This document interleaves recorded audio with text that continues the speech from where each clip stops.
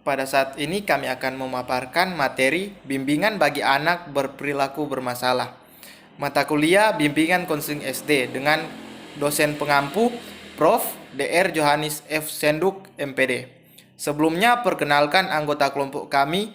Yang pertama Febrian Putra Rarung, yang kedua Christian Anugrah Paendong, dan yang terakhir Hilkia Mikael Sumarau, saya sendiri.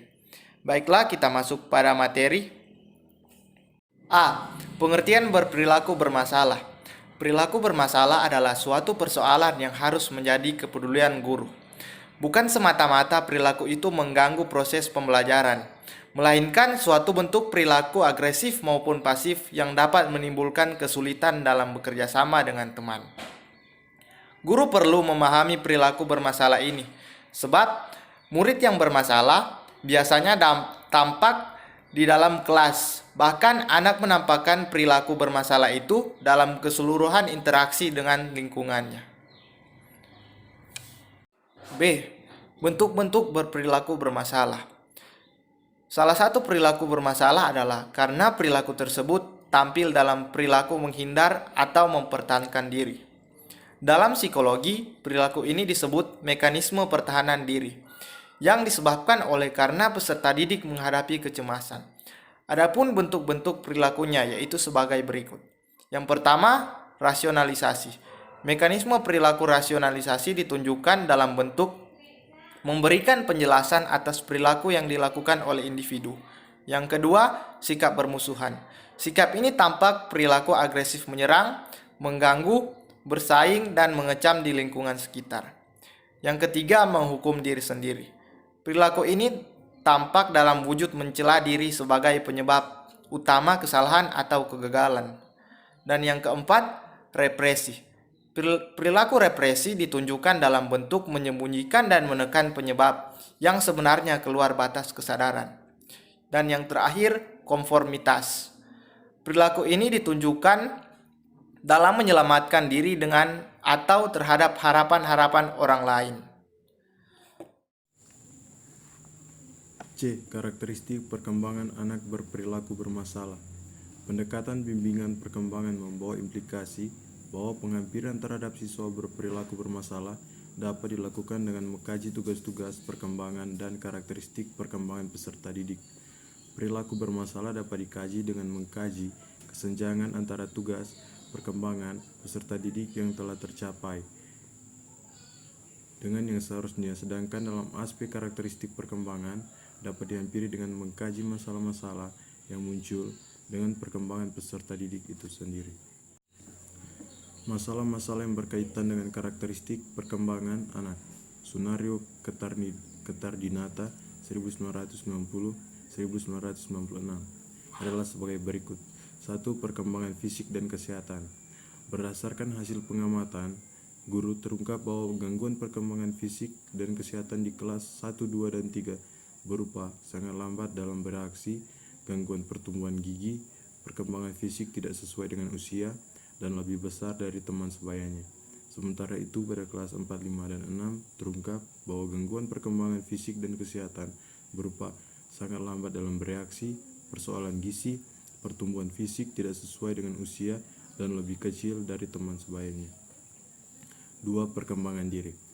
Karakteristik yang lemah pada konsep diri anak tampak lebih berkaitan dengan kemampuan dan menerima diri sendiri, kesadaran identitas jenis kelamin, nilai perkembangan terutama pada peserta didik kelas 4, 5, dan 6.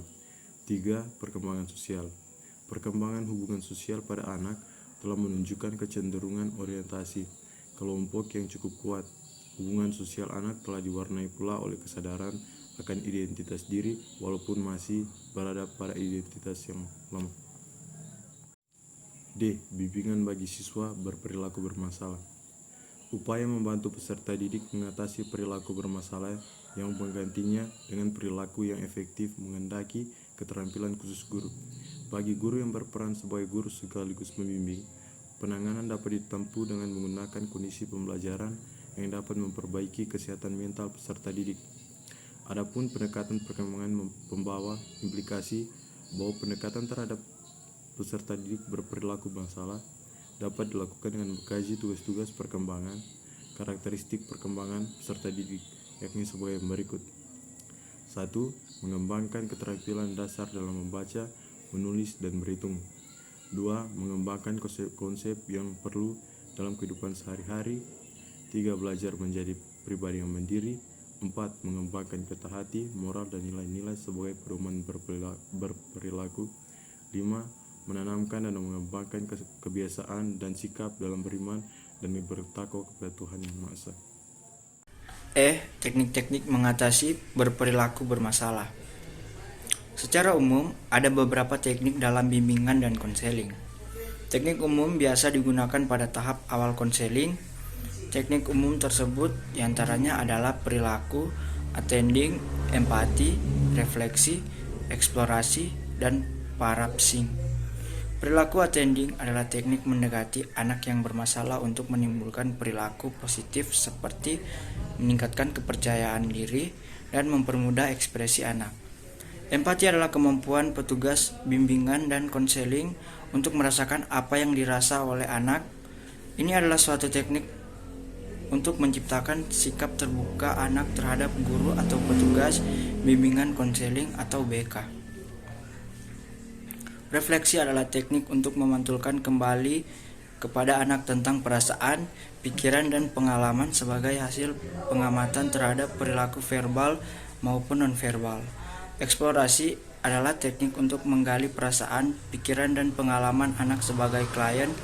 Parapsing atau menangkap pesan adalah suatu teknik untuk menyatakan kembali esensi atau inti ungkapan klien dan mengungkapkan kalimat yang mudah dan sederhana. Ada beberapa upaya yang dilakukan guru untuk memperoleh lingkungan belajar yang sehat, antara lain yaitu A. Memanfaatkan pengajaran kelas sebagai wahana untuk bimbingan kelompok. Dalam hal ini, guru dapat bekerja sama dengan konselor sekolah jika sekolah tersebut telah ada konselor guru atau pembimbing. B. Memanfaatkan pendekatan-pendekatan kelompok dalam melakukan bimbingan. Dalam mewujudkan fungsi bimbingan dalam proses pembelajaran, guru dapat menggunakan metode yang bervariasi yang memungkinkan peserta didik mengembangkan keterampilan kehidupan kelompok. Metode yang dimaksud adalah sosiometri, bermain peran, dan diskusi. C. Mengadakan konferensi kasus dengan melibatkan para guru dan orang tua murid. Konferensi kasus ini dimaksudkan untuk menemukan alternatif pemecahan kasus. D. Menjadikan segi kesehatan mental sebagai salah satu segi evaluasi. Evaluasi di sekolah tidak hanya menekankan kepada segi hasil belajar, tetapi juga perlu memperhatikan perkembangan peserta didik. Walaupun kepribadian itu tidak dijadikan faktor penentu keberhasilan peserta didik. E. Menaruh kepedulian terhadap faktor-faktor psikologis yang perlu dipertimbangkan dalam mengembangkan strategi pembelajaran.